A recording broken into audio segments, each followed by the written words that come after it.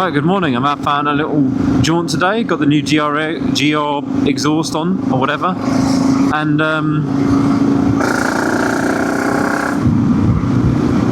you know what? I don't think it sounds any different than the Leo Vince. There we go. So I actually don't think it's louder than the Leo Vince. I think it's about the same. But then again, I'm not, at the moment I'm going at 40. It's actually quite behaved. It's quite loud, but yeah, it's quite a behaved exhaust really.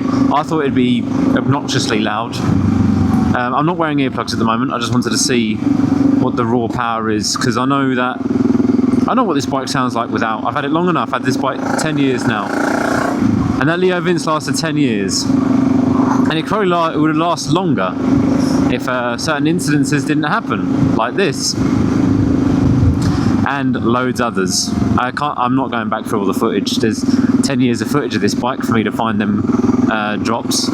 I've come out without my goggles, which is good. Buy a new set of goggles for the sun and don't come out with them. Brilliant.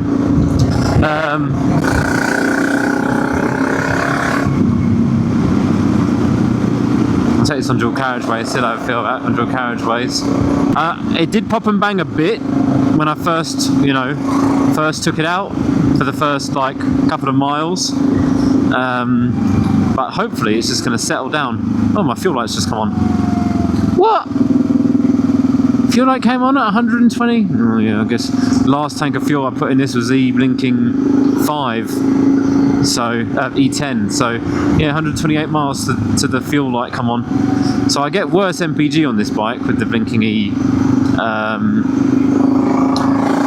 with the E10 I get worse MPG, so I get better MPG with E5.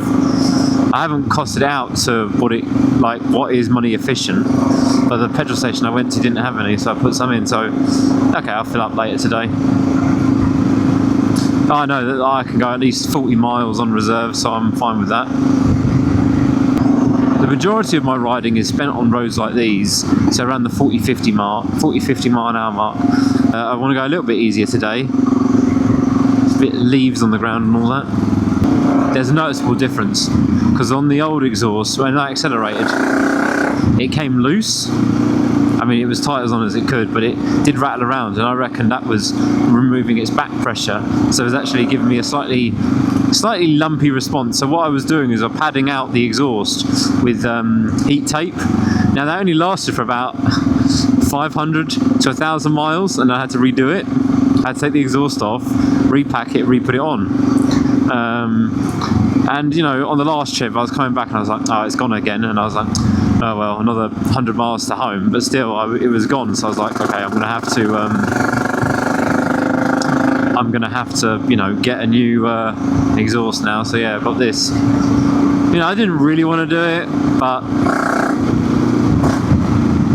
I thought, I just got to keep this bike has to really take priority, sort of thing. I've got the top box on at the moment just so I can blend in a bit, so if the police see me I can just pull the clutch in and go silent running. And usually with bike with a top box, oh, he's not out for a jolly, he's actually a commuter. Usually. Here's a 650 thumper. It sounds alright. It's about the same as the Leo Vince. I don't think there's any sound difference. I haven't got a dB checker.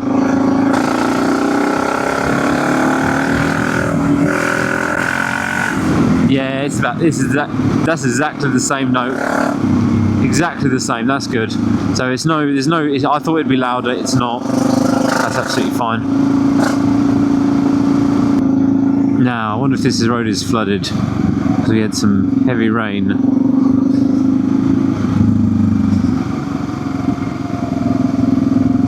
Nope, we're good. But I've seen all this underwater before. This whole thing was underwater. Oh, nowhere near. Nowhere near.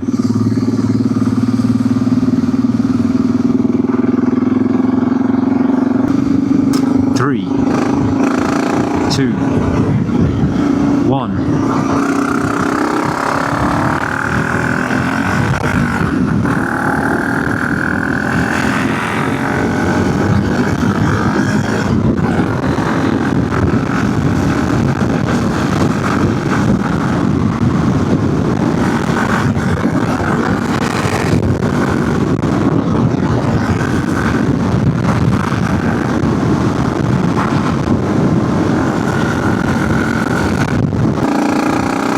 Well, that definitely performs better than the old exhaust. Who would have thought that a brand new exhaust would be better than the old one?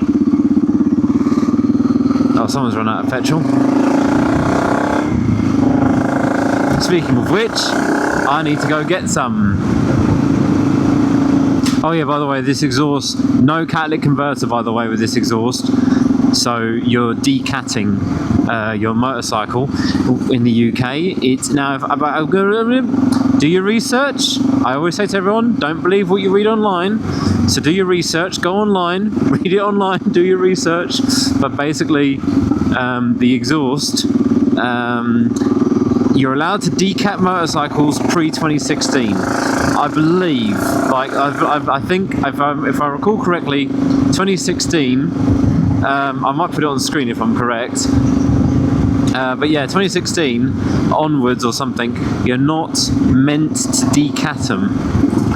You're not meant to decat your motorcycles. So this exhaust, if you're getting it for a newer motorcycle, like a, well, 2016 onwards one, this one for the G650 series, it didn't seem to have a catalytic converter. So sometimes they give you like it's like a tube or like an insert that goes into the exhaust, and you can put that in there. That decats it. That cats it. Put a bit of catalytic converter to catch the hazardous materials. But over time they do clog up, and of course restrict the airflow and all that. And they are quite expensive to replace. I think mine on the Leo Vince is about 70 or 90 quid, I think, for a new one. And I don't know how often they're meant to be changed. So, I never know. I never had one in, so yeah. I think it helps the bike breathe better, of course. It is probably a little restriction. But yeah, catalytic converters are a pain on cars after many years.